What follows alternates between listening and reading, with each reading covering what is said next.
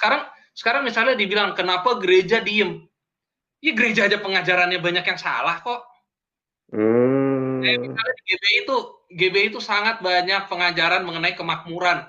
Wow, oh, Tuhan Yesus memberkati kita, jangan takut, Tuhan akan memberkati usaha kita. Terus bawa contoh, orang-orang yang kaya, oh pendeta ini sangat kaya, wow ini hamba Tuhan ini telah diberkati begini, begini, begini. Emang bukan di GBI doang. Kuku Kristen ini jujur banget. Pantesan banyak murtadin nongol. Ternyata ini penyebabnya.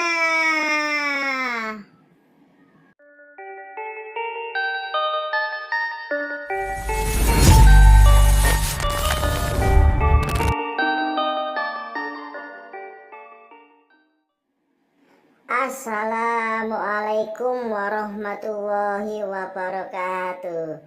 Alhamdulillah, Rabbana atina min ladunka rahmah wa hayyi lana min amrina rosada. Alhamdulillah, berjumpa lagi dengan Joko Waras. Semoga kita semua dirahmati Allah, diberi nikmat Islam, dan dijauhkan dari kekafiran sampai tutup usia. Amin.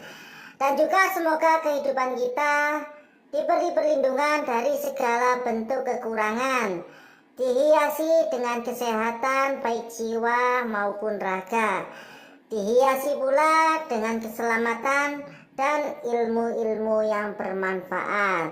Amin amin ya robbal alamin. Nah, di video saya kali ini saya mengambil video dari channel Yonatan Nandar. Di sana Yonatan Nandar sedang stream yatan sama temennya yang Kristen, seorang kuku-kuku. Dia jujur banget. Dia cerita banyak tentang kekristenan, cerita banyak tentang gereja, tentang pendeta dan macem-macem.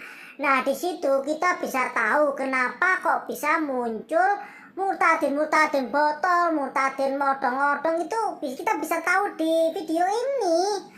Walaupun kita sudah tahu sebenarnya kalau mereka itu murtadin bohong-bohongan, kita udah tahu itu. Tapi kan lebih enak kalau kita dengar dari orang Kristen sendiri yang cerita kok bisa muncul para murtadin itu. Bagaimana videonya? Yuk kita langsung saja tonton videonya.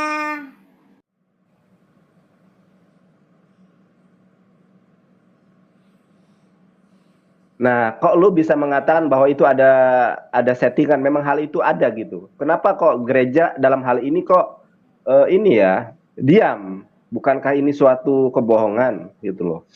Terlepas dari orangnya ya, dari pelakunya ya. Gue nanya itu yang nyuruh itu kok membenarkan hal itu? Kenapa? Karena gereja sendiri juga emang lu kira gereja itu mentang-mentang gereja terus langsung bener ya kan? Lu gimana sih? Gue udah berkali-kali bilang yang namanya denom nggak otomatis bener. Sekarang misalnya dibilang kenapa gereja diem?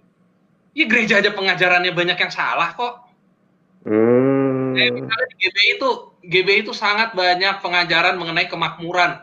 Wow, oh, Tuhan Yesus memberkati kita, jangan takut, Tuhan akan memberkati usaha kita. Terus bawa contoh, orang-orang yang kaya, oh pendeta ini sangat kaya, wow ini hamba Tuhan ini telah diberkati begini, begini, begini.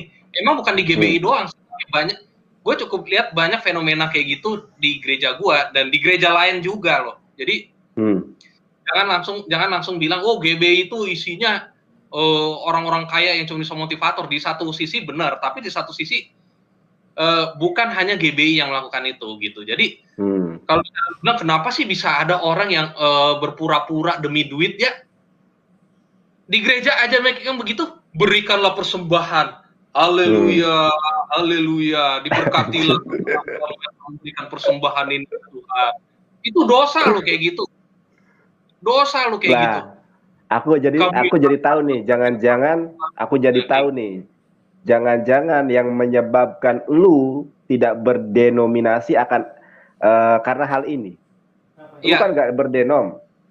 Ya. Lu keluar dari setiap denominasi Kristen itu karena di dalam denominasi orientasinya ternyata adalah hamba uang. Ada yang sebagian seperti itu. Selain Ya. hamba uang, pezinahnya juga banyak. Jadi Wah, nggak kata siapa, Jos? Orang yang sehari-hari baca Alkitab, ngajarin Alkitab masa berzina lo, jangan gitu, Jos. oh enggak, banyak contohnya kayak gitu. Jadi misalnya, justru gue pernah dengar ada cerita ya. Ini Nah, kisah nyata apa bohong ini? Kisah nyata atau beneran? makanya sebelum gue ngomong, ini gue cuma dapat dari mulut ke mulut. Gue nggak pernah Iya. ngeliat langsung. Gue nggak tahu ya. Gue nggak tahu. Pokoknya intinya begini. Pernah ada pendeta yang ditugaskan keluar kota, menginjil ke nggak pedalaman sih, pokoknya intinya luar kota deh gitu. Nah, ketika di luar kota ini, pendeta ini nginep di sebuah hotel. Bukan hotel plus ya, beneran hotel bersih, hotel. Nah, ketika di hotel itu tuh dia didatengin sama satpam. Ya, satpam tak pelayan hotelnya deh. Pak, Bapak perlu selimut nggak? Pendeta Ya, ini bingung. Pendeta, bukan, dengar dulu makanya. Pendeta ini bingung. Selimut, kan saya udah punya selimut, Pak. Bukan, Pak, yang ini selimutnya lebih anget. Udah mulai paham nih dia nih. Oh, enggak Pak, yang ini cukup selimutnya. Gitu. Oh, nggak apa-apa, Pak. Bapak kalau boleh tahu profesinya apa ya, Pak? Profesi saya pendeta, saya lagi menginjil ke sini. Satpamnya bilang apa? Wah, kalau pengkhotbah kita kasih diskon, Pak. Gila nggak? Artinya apa? Banyak pendeta yang udah ke sana ya, ke tempat tersebut. Itu yang namanya orang dikasih diskon artinya apa? Langganan, sering, ya nggak? Oh, gitu. Iya. Orang yang di luar semakin kelihatan suci itu, di dalamnya banyak komedinya, banyak lawaknya gitu. Jadi mending kayak gua ya, Jos. Mending kayak gua lawak gini tapi apa adanya ya. Iya. Ceritanya bener-bener los. Kuku-kuku ini teman Jonathan yang sangat luar biasa. Kristen yang jujur. Menarik sekali kan ceritanya. Jadi ini videonya memang saya potong-potong, saya ambil intinya ya. Jadi bagaimana kelanjutannya, kita saksikan aja lanjutannya. Saya nggak muncul lagi deh. Oke, selamat menonton. Aku mau nanya nih, sekarang ini banyak loh kesaksian, bukan banyak ya, memang ada gitu kan, yang menampilkan murtadin yang nggak apa ya, yang tidak selaras. Jadi perkataannya itu tidak selaras dengan skillnya. Jadi perkataan itu tidak berbanding lurus dengan kenyataan. Contoh nih ya, ada orang yang ngaku mantan kiai, mantan ustazah, mantan mondok 5 tahun, tapi ketika kita mencoba menguji emisi, ketika kita suruh baca ini atau perbedaan apa itu, misalnya hukum-hukum tajwid gitu kan, itu dia nggak bisa gitu kan. Nah, contoh ikhfa, ada orang yang ngaku mantan kiai, gua tanya apa perbedaan ikhfa dengan ikhfa safawi, dia melongo aja. Kan ini gua malu sendiri. Malunya apa? Ngaku mantan kiai tapi masa ikhfa dengan ikhfa safawi saja nggak ngerti begitu ya. Ini bagaimana menurut lu? Orang pindah agama ya, itu motifnya ada 3. Yang pertama adalah motif memang mendapatkan hidayah.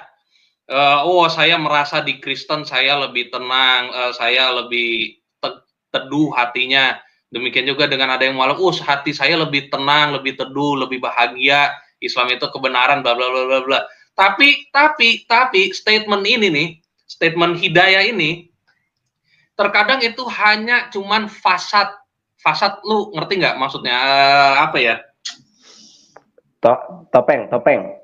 Ya, cuman topeng dari yang 2 ini. Yang 2 ini tuh apa? Yang pertama asmara, kawin, menikah, pacaran, segala macam biar direstuin atau misalnya pengen poligami atau gimana. Yang kedua adalah soal uang. Ya, kenapa orang gue tidak mengatakan semua murtadin ya.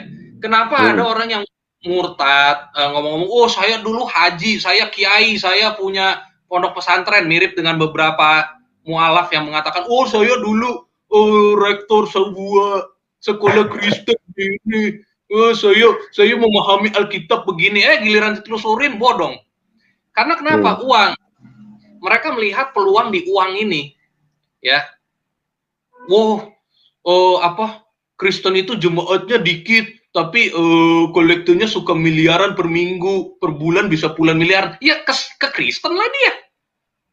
Masuk ke gereja, jadi Ustadz begini, dapat PK atau persembahan kasih bisa puluhan juta sekali khotbah. Satu kali khotbah puluhan juta.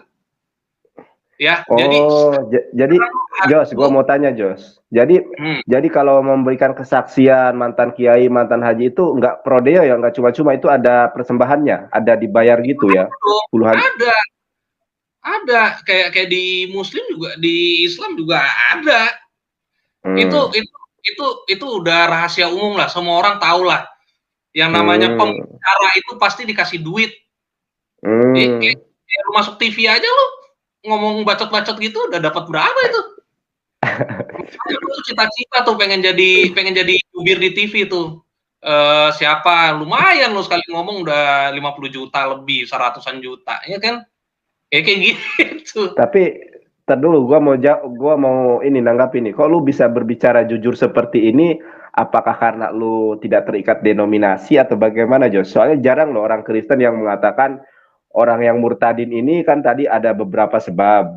Ada yang memang karena panggilan hati, ada memang karena tertarik dengan kolekte, persembahan, sehingga dia membuat apa ya, dengan judul-judul kesaksian yang bombastis, mantan kiai, mantan ustadz, mantan lain sebagainya. Itu nggak cuma-cuma gitu aja, akan tetapi ada persembahan khusus bagi mereka yang nilainya luar biasa begitu ya? Bukan persembahan khusus, pokoknya setiap orang jadi pembicara itu pasti dapat amplop gitu, dan mereka mungkin melihat peluang di situ. Again, sekali lagi gue katakan, gue tidak menghina siapapun di sini, maupun gue menganggap semua orang yang pindah agama itu memiliki motif uang atau asmara. Enggak.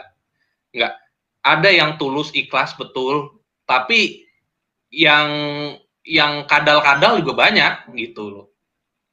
Ya, maksudnya kesaksian-kesaksian itu memang realitanya seperti itu atau memang hanya settingan, drama gitu kan? Kan tadi lu bilang bahwa bilang tadi ada settingan. Ada yang settingan, tapi enggak semuanya settingan gitu. Karena gini. Nah, gua pernah. Tar dulu Jos, mumpung gua ingat ini, gua mau nanya. Halo? Iya. Mumpung gua ingat nuh. Nah, menurut lu sendiri, orang Kristen yang settingan jadi murtadin itu dibenarkan secara alkitabiah atau tidak? Enggak lah, itu kan udah bohong. Gimana sih lu? Lu gimana sih? Terus kenapa dilakukan? Orang yang ngaku-ngaku itu kenapa dilakukan begitu? Kan udah bilang ada motif duit. Aduh. Motifnya duit lagi. Oh my god, duit lagi ya. Kira-kira kalau lu misalnya nih lah, uang adalah akar dari segala kejahatan. Cinta uang nih, maruk duit nih, itu akar dari segala kejahatan. Gitu. Alhamdulillah, saya rasa cukup sekian video saya kali ini. Oh ya, seperti biasanya, avatar ini bukanlah avatar yang menggambarkan Nabi Isa atau Yesus. Ini hanyalah avatar bule berjenggot, berambut kuning, dan berkumis. Bukan Nabi Isa atau Yesus. Karena saya sebagai umat Islam sangatlah haram membuat gambar, avatar, ataupun karikatur dengan dimaksudkan sebagai Nabi, baik itu Nabi Isa, Nabi Muhammad, ataupun nabi-nabi yang lain. Jika ada kebenaran itu datangnya dari Allah, jika ada kesalahan itu mutlak dari saya pribadi. Kurang lebih mohon maaf sebesar-besarnya, dan hanya kepada Allah kita mohon ampunan. Taqabbalallahu minna wa minkum, taqabbal ya karim. Wassalamualaikum warahmatullahi wabarakatuh.